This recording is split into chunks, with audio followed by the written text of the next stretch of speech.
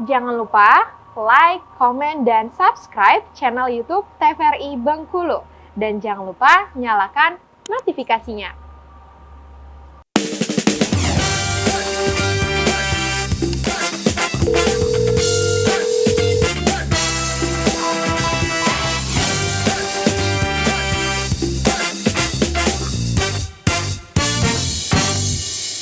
Pemirsa, terima kasih Anda masih bersama kami dalam Dokter Kito, Bersama Kito Sehat. Pemirsa, saya kembali mengingatkan kepada pemirsa bagi yang ingin bertanya atau berkonsultasi mengenai tema kita hari ini, batu empedu, bisa langsung saja komen pada postingan Instagram @tvri_bengkulu dengan edisi postingan Dokter Kito hari ini. Nah, tema kita hari ini batu empedu dan masih bersama saya narasumber cantik Dr. Elsa. Di dokter kita sampai dari resikonya ya dok ya. Boleh kita lanjutkan dok? Oke, silakan dok. Ya. Tipe kolesterol ya dok ya? Iya. Nah, ini sebenarnya hanya untuk pengetahuan saja. Nah, tadi kan udah dibilang ya, kolesterol itu salah satu penyebab nih terjadinya batunya. Kenapa? Karena gangguan dari ekresi kolesterol. Kenapa bisa gangguan? Ya bisa karena terlalu banyak yang tadi hiperlipidemianya. Nah, sehingga itu akan meningkatkan nih buangan dari kolesterol sehingga memicu terbentuknya batu di dalam kantong empedu. Nah, ini hanya gambarannya saja. Nah, jadi yang tipe batunya tadi ada beberapa ya, ada yang tipe kolesterol, kemudian tipe pigmen, kemudian ada tipe campuran, begitu. Jadi batu empedu tadi itu ya ada macam-macam tipenya juga, tergantung dari yang ngebentuk nih batu tersebut. Nah, gimana sih dok gejala klinisnya? Nah, gejala klinisnya itu sebenarnya batu empedu di awal itu dia bahkan tidak ada gejala sama sekali, yang dinamakan dengan asimptomatis. Jadi batunya sudah terbentuk tapi tidak menyenggol kemana-mana. Kemudian ya pasiennya merasa sehat-sehat saja, begitu. Nah, itulah gunanya jika memang usia 40 tahun ke atas kita sebaiknya melakukan medical check up. Karena banyak penyakit-penyakit yang mulai mungkin nih bersarang di badan, begitu. Itu gunanya. Kemudian yang kedua simptomatis. Simptomatis itu yang sudah bergejala. Misalnya batunya sudah terbentuk di kantong empedunya tersebut. Kemudian dia makan lemak nih. Biasanya nyeri batu empedu itu hebat setelah makan berlemak. Nah, habis makan berlemak jadi posisi batunya itu yang runcing-runcingnya akan menyenggol bagian dinding dari kantong empedu, itu menimbulkan nyeri namanya. Nah, nyerinya itu biasanya pada perut kanan atas atau ulu hati menembus ke belakang, ke belikat, begitu. Nah, ada juga komplikasi. Nah, kalau sudah komplikasi ini gimana dok? Iya, komplikasi ini dia tidak hanya menyenggol, dia sudah meradang kemana-mana, bahkan sumbatan. Apa gejalanya? Gejalanya kalau dia infeksi itu akan mulai demam, pasiennya mulai demam. Bahkan sampai muntah-muntah di samping nyeri tadi ya. Nah, kalau memang batunya itu menyumbat, yang kita tahu itu tuh ada aliran dari hati sampai ke usus 12 jarinya. Nah, aliran dari empedu terhambat itu mengakibatkan kuning jadinya. Jadi munculan pasiennya akan kuning. Di mana kita lihat kuningnya dok? Dari mata atau dari wajah mulai samar atau bahkan sudah kuning pekat. Jadi tidak hepatitis saja nih yang mengakibatkan kuning. Tapi ternyata komplikasi dari batu empedu itu juga menimbulkan gejala kuning. Begitu. Jadi gejala-gejala yang dialami pasien bermacam-macam memang. Tergantung fasenya di mana, apakah dia masih fase asimptomatis tidak bergejala atau fase simptomatis atau sudah komplikasi, begitu. Tapi beberapa pasien yang kita jumpai di rumah sakit itu keluhannya cuma nyeri ulu hati menahun. Udah 5 tahun, iya 5 tahun dispepsia dok, saya katanya dispepsia, ternyata berulang terus, sehingga dilakukan pemeriksaan penunjang lebih lanjut, ditemukan adanya kolelitiasis atau kita kenal dengan batu empedu begitu. Jadi kayak nyeri ulu hati, mual, kembung itu jangan dianggap sepele begitu. Baik. Nah ini udah kita ini ya sekilas ya. Asimptomatis itu ya nanti 5 tahun dia baru akan bergejala. Nah ini simptomatis tadi. Nah gimana sih penegakan diagnosisnya? Nah diagnosis itu seperti penyakit-penyakit lain. Dokter akan melakukan anamnesis. Anamnesis itu apa? Wawancara medis. Jadi dilihat nih faktor risiko yang tadi, nyeri ulu hatinya, nyeri perutnya sudah berapa lama kata dokternya. Posisinya gimana? Habis makan berlemak makin sakit tidak? Begitu. Dilihat dari datanya. Oh, ibunya usianya 40 tahun ke atas, kemudian masih subur, kemudian berat badannya besar, berlebih. Nah, dari anamnesa tadi itu akan mengarahkan nih.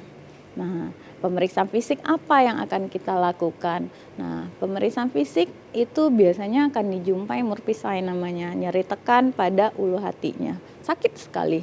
Kemudian setelah dilakukan pemeriksaan fisik itu akan terlihat nih pemeriksaan penunjang. Pemeriksaan penunjang yang dilakukan yang pertama adalah USG, ultrasonografi abdomen, bagian perutnya. Nah, bisa lagi nanti jika memang masih belum terdeteksi akan dilakukan pemeriksaan CT scan abdomennya. Nanti tergantung dengan kebutuhannya. Kemudian pemeriksaan penunjang lainnya ada pemeriksaan darah rutin namanya. Jika memang sudah terjadi infeksi itu kadar sel darah putihnya, leukositnya itu akan meningkat. Nah, sudah kita inikan ya tadi. Oke. Nah, pada pemeriksaan darah itu ada satu lagi bilirubinnya. Kadar bilirubinnya akan meningkat begitu. Berarti yang pemeriksaan penunjang ini tadi dilakukan itu ya USG ya dok ya? Ya, salah satunya USG, CT scan abdomen, itu radiologisnya. Nah, kalau yang pemeriksaan bilirubin, SGOT, SGPT, kadar fosfatase, kali serum dan amilasenya itu pemeriksaan darah yang akan dilakukan.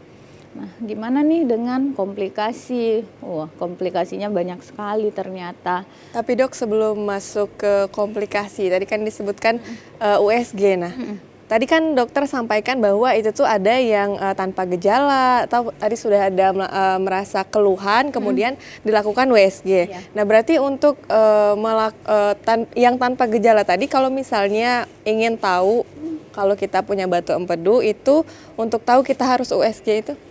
Untuk USG itu berarti kita harus menyadari diri sendiri, misalnya udah usia 40 tahun atau belum, boleh ya dok periksakan diri ke dokter ya? Iya. Untuk tahu periksa gitu, apakah ada penyakit batu empedu atau penyakit lainnya begitu dok ya? Iya, jadi itu memang di rumah sakit kita itu mengadakan yang namanya MCU, Medical Check Up. Nah itu memang atas keinginan sendiri nih, mau paketnya apa itu banyak. Jadi, oh dok saya mau paket ini, misalnya cek darah rutin, atau ada biokimia darah itu ada gula darah, ada kolesterol, kemudian ada fungsi hati, fungsi ginjal. Oh dok saya mau EKG juga, begitu EKG itu rekam jantung, usia 40 tahun ke atas itu sebaiknya melakukan medical check up. Nah kemudian ada USG abdomen, jadi kalau MCU itu yang harus diingat, itu kita nggak ada keluhan. Jadi datanglah untuk MCU. Tapi kalau kita ada keluhan, datangnya berobat, bukan medical check up. Oh, untuk MCU itu dok? Iya. Jadi medical check up dengan berobat itu berbeda. Medical check up kita lakukan jika memang kita sehat, tidak ada keluhan. Jadi ada beberapa paket-paket yang bisa kita pilih sendiri nih. Saya mau tahu tentang ini, tentang itu. Nah, nanti diterangkan nih sama pihak admin atau perawat atau bahkan dokternya nanti bagian mana yang enak nih diambil paketnya yang sesuai dengan kebutuhan kita. Tapi kalau kita sudah punya keluhan, datangnya konsultasi, bukan medical check up. kalau sudah ada keluhan. Jadi Iya. langsung konsultasi sehingga tahu nanti penyakitnya apa begitu, Dok? Ya? Benar sekali, begitu. Jadi jangan kalau ada keluhan medical check up jangan. Begitu. Baik, Dok. Kita lanjut lagi. Nah, komplikasi tadi banyak ya. Yang pertama itu obstruksi ductus cysticusnya, yang karena batunya terlalu besar dia akan menyumbat nih. Nah, sumbatan tadi itu mengakibatkan aliran dari cairan empedu tadi tidak lancar. Nah, karena tidak lancar ada bendungan, pasiennya jadi kuning, jadi sakit. Nah, lama-lama tidak lancar itu bisa mengakibatkan radang. Kebayangkan satu saluran dia tidak lancar, dia akan bengkak. Bengkak pasti. Iya, mengalami infeksi. Nah, selain sakit, infeksi apa, Dok? Ya, infeksi lagi-lagi gejalanya pasti demam. Infeksi dimanapun, di bagian badan kita itu gejalanya itu demam. Terus ada keluhan muntah-muntah. Kemudian ini lagi ada perikolesistitis, peradangan pankreas. Kenapa kita nyebut-nyebut pankreas? Karena dia dekat-dekat sana. Begitu. Jadi peradangan jadi organ badan kita nih nggak bisa diputus-putus ya. Ini satu-satu kita nih sakit hati nih, nanti yang sakit hatinya saja enggak. Jika dibiarkan berlama-lama, itu kan satu aliran semua, itu akan mengakibatkan peradangan juga pada organ tetangganya. Kemudian perforasi. Nah, kenapa sih perforasi? Yang tadi kita bilang itu, dia menghasilkan cairan terus, mengalirkan cairan terus, sementara sambungan salurannya ini tersumbat. Apa sih perforasi itu? Apa tuh, Dok? Yang tahu. Perforasi itu pernah dengar appendicitis perforasi enggak? Belum. Appendicitisnya Ini baru kali ini. Pecah ya, Dok ya? Pecah. Nah, begitu juga dengan batu empedu, dia bisa mengakibatkan pecah juga. Karena cairannya terus dihasilkan, sementara alirannya mampet, nah dia bisa pecah juga. Nah, situasi ini berbahaya sekali. Cairannya bisa kemana-mana, bisa lengket ke usus-usus yang lain, ke organ berongga kita yang lain. Kemudian ada kolesistitis kronis, artinya radangnya itu sudah lama dibiarkan, diberi anti nyeri, sudah. Jadi sehingga terjadi peradangan empedu yang lama sekali. Kemudian ada hidrop kandung empedu, kemudian empiema kandung empedu, banyak sekali ya komplikasinya. Kemudian fistal kolesistoenterik, banyak. Jadi itu tadi tuh gejala-gejala yang terjadi di dalam ketika batu empedunya ini menghambat ke usus 12 jari itu. Dan dibiarkan saja. Itu berarti benar-benar nggak bisa dibiarkan ya, Dok? Iya, jadi memang kalau memang ada keluhan pada bagian tubuh kita manapun, karena kita lagi bahasnya batu empedu, ya kalau lagi ada keluhan nyeri perut, ya datang berobat, datang konsultasi ke dokter. Begitu, tidak bisa kita biarkan karena kemungkinannya banyak sekali. Begitu, saat sesuatu penyakit itu dibiarkan berlarut-larut, nah itu bisa komplikasi ke mana-mana, berbahaya sekali tentunya, apalagi kalau sudah sampai perforasi segala macam. Udah bahaya. Kita lanjut ke penata laksanaan. Nah, sebelum kita lanjut ke penata laksanaan, kita jeda dulu ya, Dok. Boleh. Baik, pemirsa jangan kemana-mana, tetap bersama kami dalam Dokter Kito, bersama kita sehat.